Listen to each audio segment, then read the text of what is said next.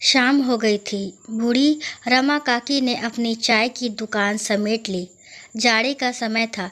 अब किसी ग्राहक के आने की उम्मीद न थी। वह चूल्हे की आग पर रात के लिए रोटियां सेक रही थी। रात के साथ साथ वह सुबह के लिए भी रोटी बना लेती थी। शाम को चूल्हे पर रोटी सेकने में उसे अच्छा लगता था। एक तो सुबह अन्य कामों के लिए समय मिल जाता था और दूसरे चाय बनाने के बाद बचे आज का उपयोग भी हो जाता था। रोटी भी बन जाती थी और जाड़े में आग तापने को भी मिल जाता था।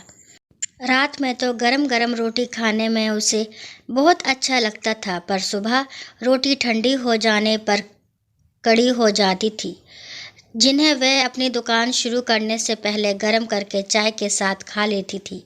रोटी बनाते बनाते काकी पुरानी यादों में खो गई। यही घर है जहां वह आज के करीब 50 साल पहले दुल्हन बनकर आई थी। उसका पति रामनाथ एक सीधा साधा इंसान था। थोड़ी सी खेती, यह घर और घर के बाहर चाय की दुकान, यही पूंजी थी। परिवार में पति पत्नी, एक बेटा किशन और उसकी माँ थी। दोनों पति पत्नी ने आजीवन अच्छी तरह एक दूसरे का साथ निभाया। उनका बेटा किशन भी एक योग्य संतान था। उनकी सारी बातें मानता और हर तरह से मदद करता था। उनकी मदद करने और घर की आर्थिक स्थिति सुधारने के लिए ही तो शादी के 2 साल बाद ही वह शहर चला गया था। वहाँ उसे एक फैक्ट्री में काम मिल गया। वह वहाँ मन लगाकर काम करता और घर पैसे भी भेजता था। घर की दशा सुधरने लगी। कुछ व्यवस्थित होने पर वह अपनी पत्नी और बेटे को भी शहर ले गया। रमा और रामनाथ खुश थे।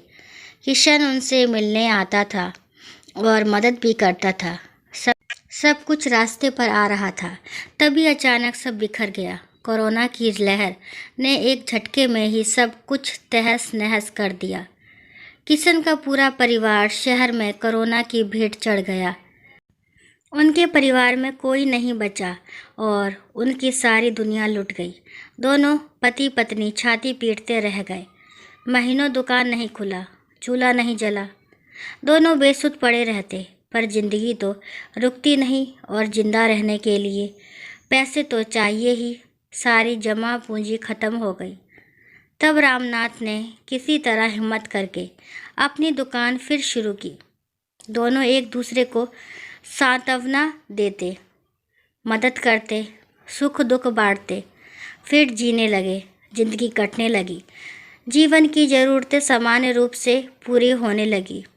दोनों अंदर से पूरी तरह टूट चुके थे, पर एक दूसरे को समझाते और एक दूसरे का ध्यान रखते जिए जा रहे थे, क्योंकि जीना तो था ही, पेट इतना जालिम होता ही है। पिछले साल पहले रामनाथ भी चल बसा और अब रमा अकेली रह गई। जिंदगी की ज़रूरतें उसे अपनी दुकान चलाने के लिए बाध्य किए थी, पर अब उससे काम हो न पाता था। वह तन मन से टूट चुकी थी। किसी तरह काम कर रही थी। उसे लगता कोई उसकी मदद करता, गरम गरम रोटी बनाकर खिलाता। मेरे ऐसे नसीब कहाँ जो मुझे कोई रोटी बनाकर खिलाए। काकी के मुंह से आह निकली। प्रणाम काकी, एक कप चाय पिलाओगी? आवाज़ सुनकर रमा काकी ने सिर उठाया। सामने बिरजू खड़ा था। आओ बैठो, देखती हूँ, सरला उठते हुए बोली। भीतर से चाय के बर्तन लाकर चाय बनाने लगी। और सुनाओ बिरजू, क्या हाल है? रमा काकी उसे चाय देते हुए बोली। क्या बताऊं काकी, हाल तो एकदम अच्छे नहीं हैं। बिरजू चाय लेते हुए बोला। ऐसा क्यों कहते हो बेटा? रमा ने पूछा। तुम तो शहर में काम करते थे ना? करता था काकी, पर इस कोरोना ने नौकरी छीन ली और किस्मत ने बाबूजी को भी ले लिया। अब पास में ना तो पैसा है, ना कोई काम, ना कोई खेती बाड़ी। कोई प्रयास कर रहा हूँ, पर गांव में कोई काम ना पा रहा हूँ। कभी कभी कोई काम मिल जाता है तो फिर 3-4 दिन तक कोई काम नहीं मिलता। माँ भी कभी कभी कुछ करके थोड़ा ले आती है। इस तरह अभी कुछ खाने को मिल जाता है, कभी उपवास हो जाता है। ये भी कोई जिंदगी है। शहर जाकर भी देख लिया, कुछ ढंग का काम ना मिला, खर्च अलग बढ़ गया। माँ भी अकेली परेशान और बीमार हो गई तो लौट आया। अब क्या करूं, कुछ समझ नहीं आ रहा। बिरजू थोड़ा रुक कर फिर बोला, 2 दिन से घर में चूल्हा नहीं जला है। माँ पड़ोस से थोड़े से चिबड़े मांग कर लाई थी, वही खाकर पानी पिया है। सर दर्द से फटा जा रहा है, तभी तुमसे चाय मांग ली, पर चाय के पैसे भी मेरे पास नहीं हैं। जिंदगी ने बहुत दर्द दिए हैं काकी, ऐसी जिंदगी से तो मौत भली, लगता है मर जाऊं। कहते कहते बिरजू रोने लगा। अरे ना रे पगले, माँ की सोच, उसका क्या होगा, तेरे अलावा उसका है ही कौन। औलाद के बिछड़ने का दुख मैं जानती हूँ, और तुमसे चाय के पैसे कौन मांग रहा है। ले, चाय के साथ साथ रोटी भी खा ले, अपनी माँ के लिए भी रोटी और चाय लेते जाना। काकी उसे रोटी देते हुए बोली, आत्महत्या महापाप है, नहीं तो मैं ना कर लेती। इतना बड़ा महापाप करके जाएंगे तो अगले जन्म में और ज़्यादा कष्ट उठाना पड़ेगा। दिमाग शांत कर और मरने की बात मत कर। फिर मैं क्या करूं? बिरजू बोला। दर्द का बंटवारा, काकी सोचते हुए बोली।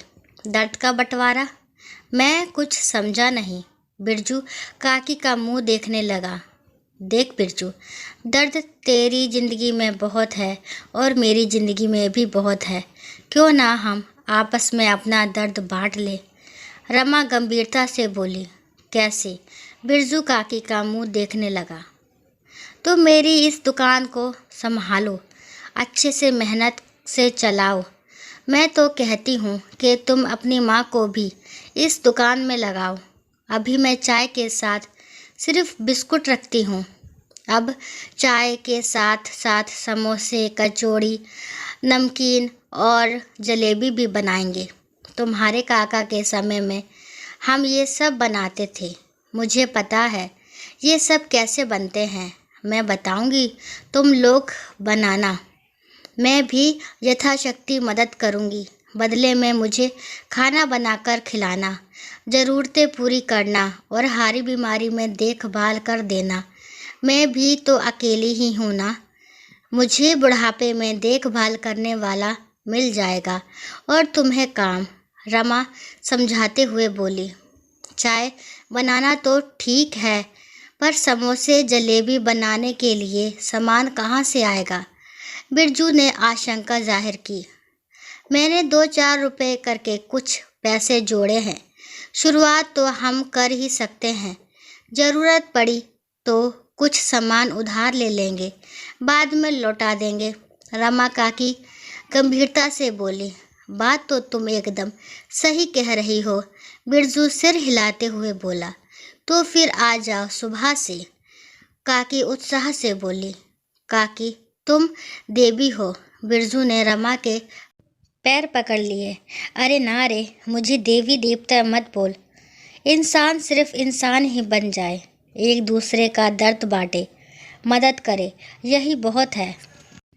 रमा उसे उठाते हुए बोली। चल भगवान को प्रणाम कर, धन्यवाद दे, उन्होंने हमें एक दूसरे के दर्द को बांटने का रास्ता दिखाया। हे भगवान, आपको अनेक प्रणाम और धन्यवाद। अपनी कृपा सदा हम पर बनाए रखे। दोनों ने हाथ जोड़कर कहा और हंसने लगे। रात हो गई थी, चारों तरफ चांद का प्रकाश फैल रहा था।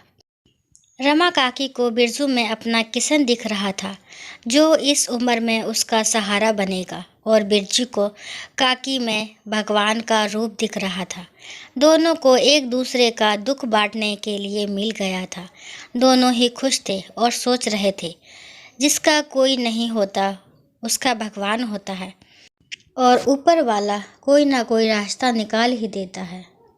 दोस्तों, उम्मीद करती हूँ ये कहानी आपको पसंद आई होगी। कहानी पसंद आती है तो मेरे चैनल को लाइक, शेयर और सब्सक्राइब भी करें और कमेंट बॉक्स में ज़रूर बताएं। आप कमेंट बॉक्स में कोई भी कमेंट नहीं करते, प्लीज़ बताएं कि कहानी आपको कैसी लगी और कहानी को लास्ट तक सुनने के लिए थैंक यू।